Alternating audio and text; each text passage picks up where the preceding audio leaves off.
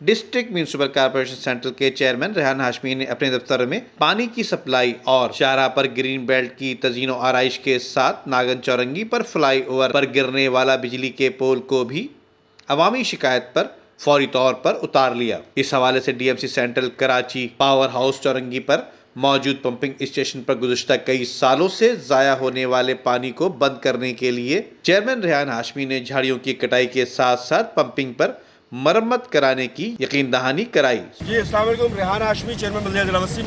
हम अभी 11 की तरफ खड़े हुए हैं। ये वो जगह है जहाँ पर वाटर कंटेमिनेशन हो रहा था और ये न्यू कराची, नॉर्थ कराची का तमाम इलाका जहाँ पर सीवरेज का पानी साफ पानी के साथ मिलकर कंटेमिनेट कर रहा है, उसको काम किया जा रहा है। वाटर बोर्ड के बाद वैसे तो जिम्मेदारी वाटर बोर्ड की है, लेकिन अशर भाई और मुश्ताक भाई के तवज्जुह से हाजी रफ़ीक परदेसी साहब की मुआवनत से ये काम हो रहा है। हम उनके शुक्रगुजार हैं। काश के कराची को कराची का हक दिया जाए तो ये कराची के इदारे कराची का काम करें। कराची का इदारा कराची के बल्दियाती नुमाइंदों के पास होना चाहिए था। बदकिस्मती है ऐसी सूरत हाल में। अव्वलीन तरजीह है कि कंटेमिनेटेड वाटर जो है लोगों को ना मिले। ये डीएमसी का काम नहीं है, ये यूसी चेयरमैन का काम नहीं है, ये हाजी रफ़ीक परदेसी साहब का काम नहीं था, ये सिंध हुकूमत के ज़ेर इंतज़ाम चलने वाले इदारे वाटर एंड सीवरेज बोर्ड का काम था।